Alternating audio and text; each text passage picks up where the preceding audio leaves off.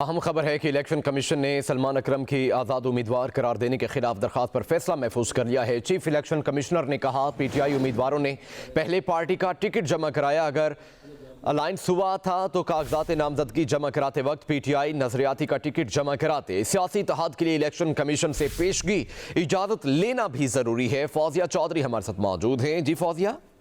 जी बिल्कुल, पीटीआई हमारे याफ्ता आज़ाद उम्मीदवारों के मुस्तकबिल के बारे में केस की समाअत की। Chief election commissioner Sikandar Sultan Raja की सरबराही में 5 रुकनी बेंच ने ये समाअत की।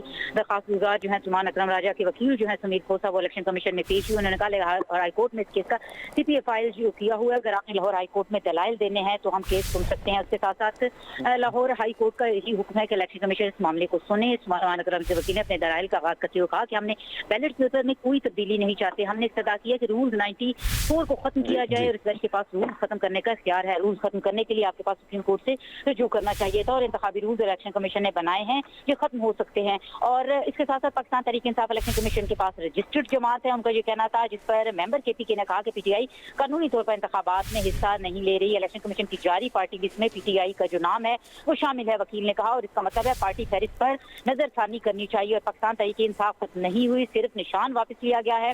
उनके वकील ने कहा कि इंतखाबी निशान के बगैर सियासी जमात जो है वो होगी। मेंबर सिंध निसार दुरानी ने कहा, और किसी सियासी जमात को इंतखाबी निशान जो है वो सियासी फायदा होगा। आइन के आर्टिकल 17 के तहत कोई भी सियासी जमात जो है वो बना सकता है। और मेंबर निसार दुरानी ने कहा कि क्या कोई भी सियासी जमात बगैर इंतखाबी निशान के जो है वो इंतखाबात में हिस्सा ले सकती है, और जिस पर वकील ने कहा कि बिल्कुल सियासी जमात बगैर इंतखाबी निशान के इंतखाबात में हिस्सा ले सकती है। इलेक्शन एक्ट के तहत तहरीक इंसाफ अभी भी रजिस्टर्ड सियासी जमात है। और जिस पर मेंबर केपी ने कहा कि ये भी सवाल है कि क्या अब भी पीटीआई एक रजिस्टर्ड सियासी जमात है। पीटीआई ने 5 साल से जायद जो थे वो इलेक्शन नहीं करवाए थे।